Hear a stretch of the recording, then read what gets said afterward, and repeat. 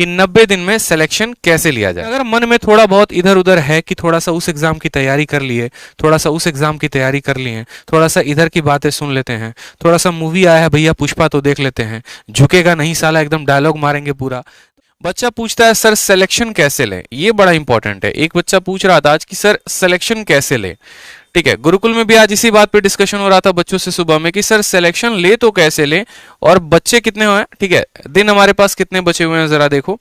तो मैं अगर मोटा मोटी हिसाब लगाऊं तो फरवरी, मार्च और अप्रैल में पेपर है, यानी अगर मानो हमारे पास 90 दिन है तो इस 90 दिन में सिलेक्शन कैसे लिया जाए। सबसे महत्वपूर्ण बात कि 90 दिन में सिलेक्शन कैसे लिया जाए। ठीक है, दिख रहा है ना, 90 डेज में सिलेक्शन कैसे ले, और ये आ जाता है लाइफ में अभी सबसे बड़ा क्वेश्चन मार्क।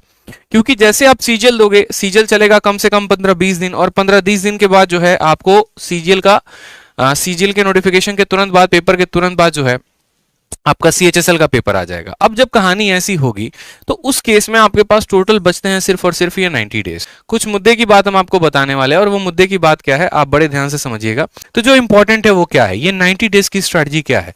बेकार है कहीं पर स्ट्रैटेजी सर्च करना, बेकार है सारी बातें। सिंपल 3 सफलता के मूल मंत्र होंगे, वो होगा पहला क्या, मैं अगर बताऊं तो सबसे पहले आप अपने सिलेबस को पूरा करो, ये बात आप अपने मन में डाल लो।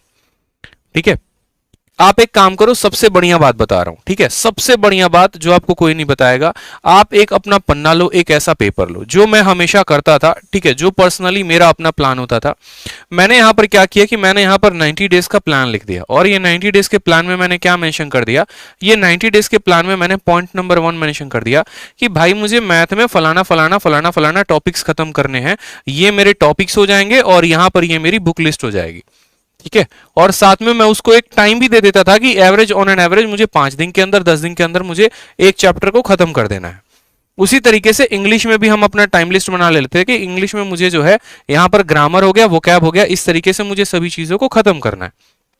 ठीक है, ग्रामर में मुझे यहां पर ये 8 टॉपिक हैं, बस मुझे इन्हीं के ऊपर मेहनत करनी है, और वोकैबलरी में सिर्फ एक बुक है, मानो ऑनलाइन मेंटर हो गया तो ऑनलाइन मेंटर हो गया, जो भी हो गया मुझे यहां पर इनको खत्म करना है। जीएस में मेरे माइंड में हमेशा फिक्स होता था कि अगर मैं ऑब्जेक्टिव के सहारे रहूंगा तो एक दिन गंदा फंसने वाला हूं। ठीक है, तो मैं कभी ऑब्जेक्टिव का सहारा लेता ही नहीं था। हमेशा मेरे मन में ये होता था कि एक काम करो, सबसे पहले जीएस के लिए तुम सब्जेक्टिव पढ़ लो, सब्जेक्टिव एक बार गो थ्रू हो जाओ। कहां से हो जाओ, तो लूसेंट सबसे बढ़िया किताब है, वहां से हो जाओ, कोई और किताब है तो तुम वहां से हो जाओ सब्जेक्टिव, और उसके बाद वहां पर बैठ के तब ऑब्जेक्टिव लगा लो, यानी सब्जेक्टिव और ऑब्जेक्टिव। इसके अलावा कुछ छोटे छोटे पर्चे भी बना लेता था मैं। पर्चे जानते हो, वो पर्चे नहीं जो एग्जाम में चीट करने के लिए लिए जाते थे। पर्चे का मतलब ऐसे हो गया जैसे फेमस दर्रे हो गए, फेमस पहाड़ हो गया, फेमस आपका पार्क हो गया, ठीक है, आपके बांध हो गए, ठीक है, भारत में पहला पुरुष हो गया, इस तरीके से कुछ स्लोगन्स हो गए, नारेज हो गए, इनके पर्चे बना लिए थे। कहीं कहीं से प्रिंट आउट निकलवा लिए थे जाके किसी किसी वेबसाइट से, जैसे ग्रेडअप हो गया, वहां पर सबसे ज्यादा दिया होता है। ये पर्चे बनाने के बाद, ठीक है, तब इनको प्रॉपर तरीके से रिवाइज करना। मतलब अगर मैं इस पे हमला कर रहा हूं ना, तो एक दिशा से नहीं, टोटल मिलाकर 3-4 दिशा से हमला होती थी मेरी। ठीक है, एक मेरा हो जाता था कि इसके मिसलेनियस पे अटैक करूंगा, दूसरा मेरा ये हो जाता था इसके ऑब्जेक्टिव पर अटैक मारना है, तीसरा मेरा ये हो जाता था यहां पर कि करंट अफेयर पर भी जोड़ देना है। ठीक है, इस तरीके से हमला होगा। फिर उसके बाद हम आते थे रीजनिंग पे। अब रीजनिंग में क्या होता है, एक बच्चा जो है वो जीवन में इस बात के मिथ पे जीता है, भाई का तो तेरा रीजनिंग कंप्लीट है, ठीक है, मेरा तो रीजनिंग बहुत अच्छा है, 50 में 50 तो आ ही जाएंगे। और यकीन मानो उस भाई को भी ये पिछले साल पता नहीं उसकी आंखें कब देखी होंगी, स्कोर 50/50 नहीं आता दोस्त। जिंदा आदमी इस उम्मीद में रहता है कि रीजनिंग अच्छा है और रीजनिंग में 50 में 50 आ जाएगा, बट नहीं आता है। क्यों नहीं आता है? क्योंकि देखो, अगर कोई चीज नहीं आती है ना, तो गुरूर नहीं करना उस चीज का, ठीक है, घमंड नहीं करना है कि रीजनिंग आती है। हो सकता है कभी आप किसी दिन में उस घमंड के लपेटे में आ जाओ, उससे बढ़िया ये है कि आप उसको कॉन्स्टेंटली मेहनत करते रहो। करना दोस्त, एटीट्यूड जरूर दिखाना, गुरूर जरूर दिखाना, लेकिन जिस दिन हाथ में ज्वाइनिंग होगी उस दिन दिखाना, उस दिन शोभा भी देगा। अभी तो आपकी सीखने की उम्र है। अभी एक काम क्या करो कि रीजनिंग में जैसे मानो अगर कोई टॉपिक नहीं आता, आप उसको पूरा का पूरा पढ़ो प्रॉपर तरीके से, और अगर नहीं आता तो प्रैक्टिस करो। ज्यादा से ज्यादा मेरा मानना है कि अभी प्रैक्टिस के ऊपर जोर दो, उन सवालों के ऊपर जो सबसे ज्यादा कैलकुलेटिव है, ठीक है, जो नए पैटर्न के ऊपर पूछे गए हैं। कहीं से भी प्रैक्टिस करते हो, रीजनिंग की जो बुक है हमारी विक्रमजीत सर की, आप उससे प्रैक्टिस कर सकते हो, बहुत जबरदस्त बुक उन्होंने बना रखी है, ठीक है।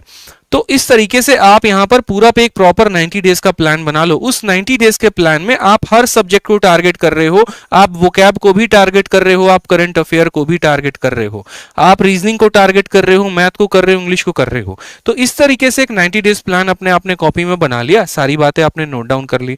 उसके बाद क्या होता था, मैं यहां पर डेज के प्लान बनाता था कि डेज में जैसे मानो 1 हो गया, 2 हो गया, 3 हो गया, 4 हो गया, इस तरीके से करके पूरे 90 दिन का प्लान बना लिया।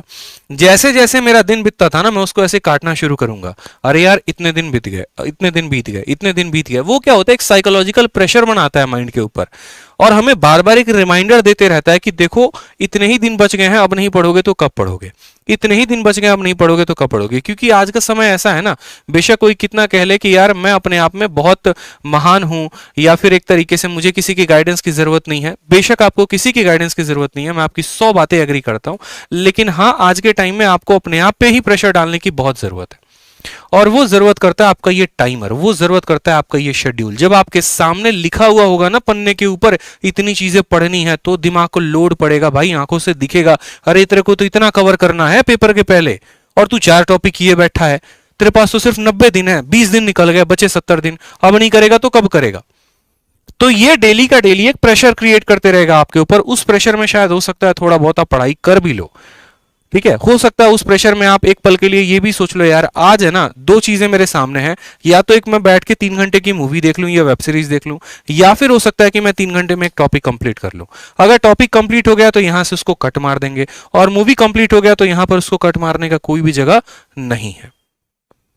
इस तरीके से आप अपने आप को ढालो, ये 90 दिन बहुत जरूरी है, समझ में आ रहा है। और ये 90 दिन में जिसने काम नहीं किया ना, तो इसीलिए मैंने कहा 3 पॉइंट है। पहला पॉइंट हो गया सिलेबस, दूसरा पॉइंट हो गया एक प्रॉपर स्ट्रैटेजी, ठीक है, और तीसरा हो गया प्रॉपर, एक बात को जान लो दोस्त, रिवीजन। रिवीजन का मतलब क्या हो गया कि जो आप सिलेबस को पढ़ रहे हो उसका रिवीजन करो, और साथ में मॉक टेस्ट लगाओ, ठीक है। अभी तो आपकी उम्र मॉक टेस्ट लगाने की भी नहीं हुई है, और बच्चे क्या सोचते हैं, बच्चे सोचते हैं सिलेक्शन हो जाएगा, प्री में तो हम ही फोड़ेंगे और कोई नहीं फोड़ेगा। अरे यार बाहर ऐसे ऐसे लोग बैठे हैं ना जो 400-400 500-500 प्री का मॉक लगा के बैठे हैं, और उनका अभी स्टार्टिंग स्कोर ही है ना मॉक में 150-160 होता है। आपका स्टार्टिंग स्कोर अभी 100-110 होगा। आप अभी कट ऑफ के लिए जद्दोजहद कर रहे होगे, वो कट ऑफ क्लियर करके बैठे हैं, उनको मेंस के लिए क्वालिफाई करना है, वो 190 के लिए बीट कर रहे हैं। तो 2 लोग हैं हमारे पास, एक वो जो 130-140 लाने के लिए मर रहा है, कट ऑफ क्लियर करने के लिए मर रहा है, दूसरा वो जिसके 130-140 तो अभी से ही बन रहे हैं, बस वो ये सोच रहा है कि किसी भी तरीके से 180 प्लस लेके आ जाऊं, मेंस में भी 180-190 लेके आ जाऊं और एक इंस्पेक्टर पोस्ट मिल जाए।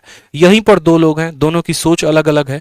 तो आप खुद यहां से तय कर लीजिए कि सिलेक्शन किसका होगा, ठीक है, सिलेक्शन किसका होगा। ये जो 110 नंबर आ रहे हैं, ऐसा नहीं है कि इनका सिलेक्शन नहीं होगा, इनका होगा, लेकिन तब जब वो 180 वाले के बराबर या उससे 2 गुनी 3 गुनी मेहनत करेंगे, तब हो सकता है। किस्मत साथ दे सकती है और नहीं भी दे सकती है, लेकिन जो मेहनत होती है ना, वो हमेशा साथ देती है। जिंदगी में मैंने मेहनत किया है, ठीक है, जब खेत में मेरे पापा काम करते थे ना, तब मैं उनके साथ खेत में काम करता था। हाथों में ऐसे फोड़े हो जाएंगे ना, लेकिन तब भी मैंने मेहनत करना नहीं छोड़ा। मैं हमेशा बताता हूं, आज ये वक्त है और आज से 1 साल पहले जस्ट मेरा वक्त था। आज से 1 साल पहले मैं कहीं नहीं था, बस अपने खेतों में था। काम कर रहा होता था पिछले साल के अक्टूबर नवंबर के महीनों में, ऐसे कुल्हाड़ी लेके मिट्टी निकाल रहा हूं मैं अपने पापा के साथ। और 1 महीने 1.5 महीने के बाद मेंस था। जो मेहनत की थी ना भाई, उसका कोई सब्सटीट्यूट नहीं है। 2 घंटे 1 घंटे की मॉक में आप प्री में थक जाते हो, दिन में 2-2 घंटे की एक मॉक में मेंस की लगाता था। एक दिन में कम से कम 3 से 4 मॉक, 3 से 4 मॉक हम मेंस का लगाएंगे। जब दिल्ली आए, यहां पर एक लाइब्रेरी ज्वाइन किया, यहां पर जाके 3 से 4 मॉक डेली लगाते थे। वो भी ये देखकर कि आसपास का माहौल इतना है, अगर मैं इतनी मेहनत नहीं करूंगा तो मैं फेंका जाऊंगा कहीं दूर, मैं किसी कोने में पड़ा रहूंगा, ठीक है, मेरे हाथ में हमेशा बेरोजगारी रहेगी और कुछ नहीं होगा। 2-2 घंटे की 3-3 मॉक, 4-4 मॉक। बस नीचे एक चाय की दुकान होती थी, एक मॉक दिया, इतना प्रेशर बन गया, जाके चाय पिया, फिर वापस आके फिर बैठ के मॉक। सुबह निकलते थे सूरज देखकर, रात को सूरज ढलने के बाद ही सीधा रात में 11-12 बजे आदमी निकल रहा है। बस वो 1 महीने अपने आप से प्रॉमिस कर लिया था कि ना लेफ्ट देखो ना राइट देखो, बस अपनी किताबों को देखो, अपने कंसेप्ट को देखो, बनाओ, पढ़ो कायदे से, वही तुम्हें जो है कामयाब बनाएगी, वही तुम्हें आगे लेके जाएगी। तो इस बात का ध्यान रखो, प्रॉपर तरीके से जो है पूरा एक अपना शेड्यूल बनाओ। आपकी कमजोरी, आपकी जो खासियत है, वो सिर्फ आप जानते हो, आपके अलावा कोई नहीं जानता है। आपको पता है आपके वीक पॉइंट्स क्या हैं, आपको पता है अगर आपकी जीएस कमजोर है तो सर आप काम करिए ना उसके ऊपर, किसी और को थोड़ी लेकर आएंगे सर आप काम करवाने के लिए, भैया मेरा जीएस है तुम अच्छा करवा दो, ऐसे नहीं होगा सर। आप ही को ढूंढना पड़ेगा ना। आप या तो इंटरनेट को ढूंढिए, या आप किसी किताब को पकड़िए, या आप कहीं और पे पकड़िए, लेकिन हाँ जो भी है आप प्रॉपर तरीके से डिसाइड कर लीजिए, मेरा वीक पॉइंट है मैं इसके ऊपर काम करूंगा, ठीक है। तुम्हारा वीक पॉइंट है, अगर मानो कि आपका वीक पॉइंट है जीएस की तरफ, तो आप जीएस के ऊपर ज्यादा फोकस करो। वोकैबुलरी है तो वोकैबुलरी के ऊपर ज्यादा फोकस करो।